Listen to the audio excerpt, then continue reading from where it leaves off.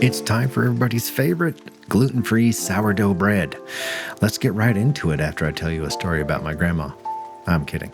You got to start with a very active sourdough starter like this one. And then we're going to take that and I'm going to mix in a little bit of buckwheat flour and a little more brown rice flour because they do well in gluten-free bread.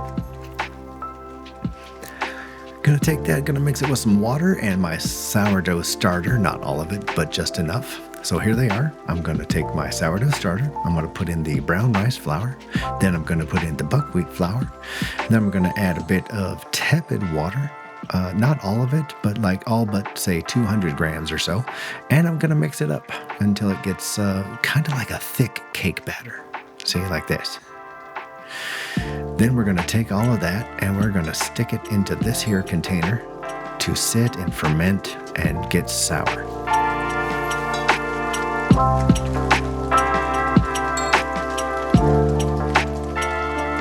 I like how it's kind of gooey. And I like to watch it rise. It's cool. Here, check it out. Starts here, and then after a couple of hours, it's up to here. Good stuff, and it smells so good.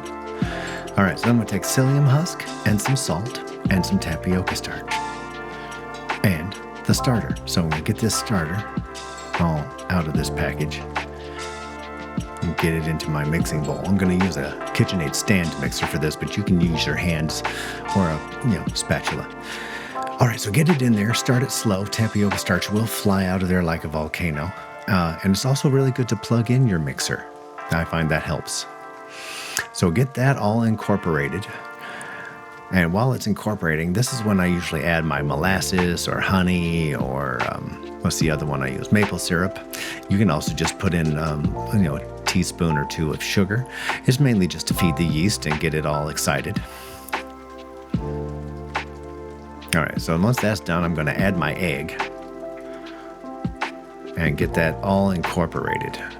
It'll come out looking like a semi-runny cake batter when it's done. Here, I'll show you.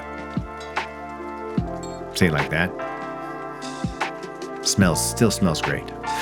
Okay, so we're gonna take this batter and we're gonna stick it in our greased up Pullman loaf pan. These Pullman loaf pans are fantastic. I'm gonna talk about it in a minute. So we're gonna put this into this pan and leave it to rise for another like 3 to 5 hours, depending on.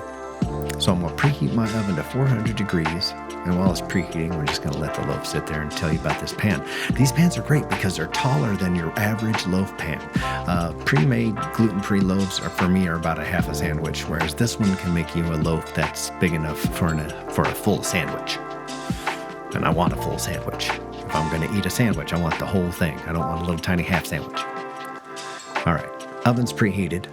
So let's go ahead and put that in the oven. When I put it in there, I'm going to drop the heat down to 375. I just want it to start in a hot oven.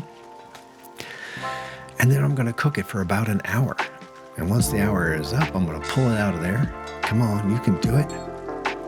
Here we go. Wait till you see this. You're going to love it. And there we go.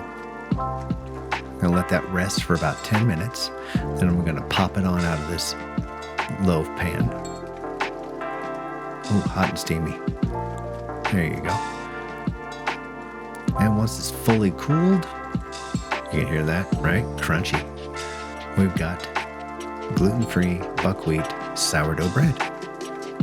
Make a sandwich, have a toast. Any way you slice it, it's delicious. I mean, look at this fool.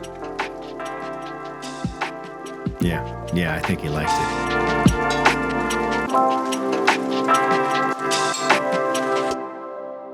Hey, we really appreciate you watching the show. I just wanted to let you know that